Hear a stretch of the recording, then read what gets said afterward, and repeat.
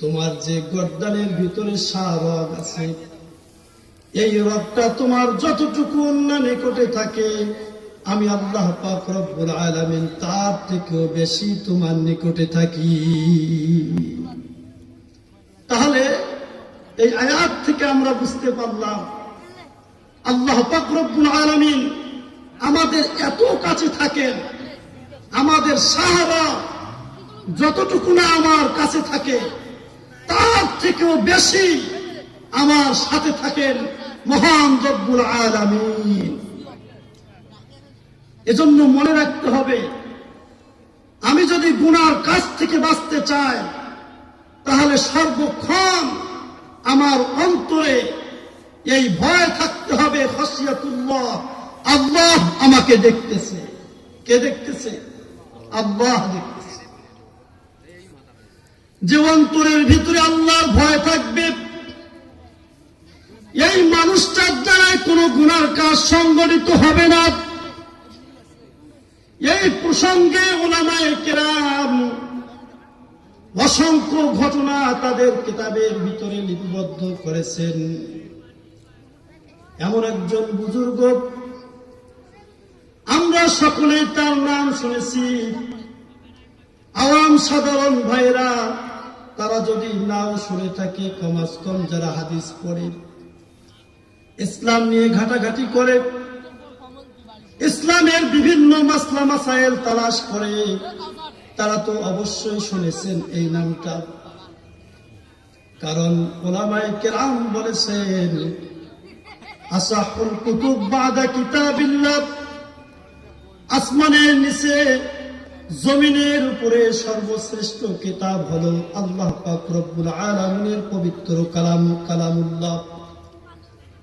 কোরআনের পরে 6খানা কিতাব হলো এই পৃথিবীতে বিশুদ্ধতম সহি কিতাব।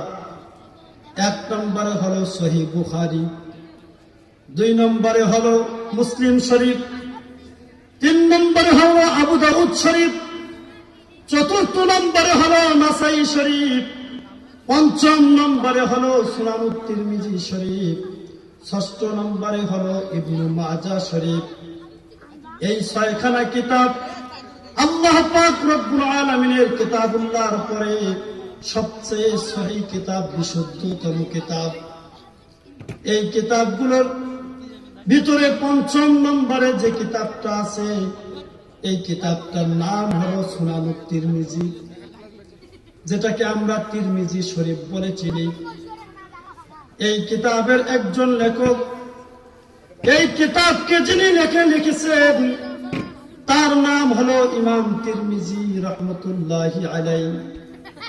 জগৎ বিখ্যাত আল্লাহর ওলি ছিলেন, জগৎ বিখ্যাত আল্লাহর ওলি ছিলেন।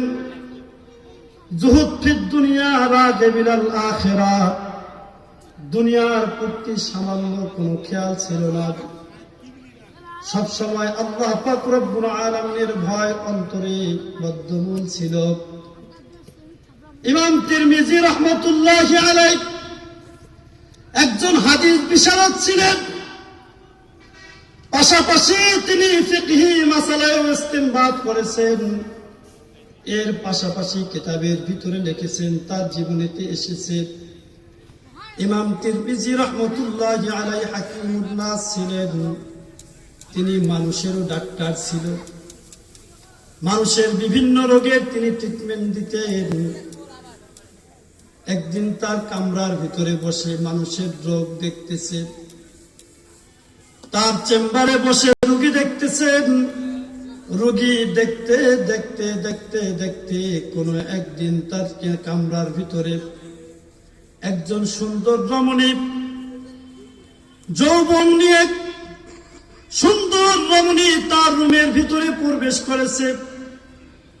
ইমাম তিরমিজি রাহমাতুল্লাহি আলাইহি ওই মেয়েকে জিজ্ঞাসা করলো, তুমি কেন এখানে এসেছো, তোমার কি সমস্যা?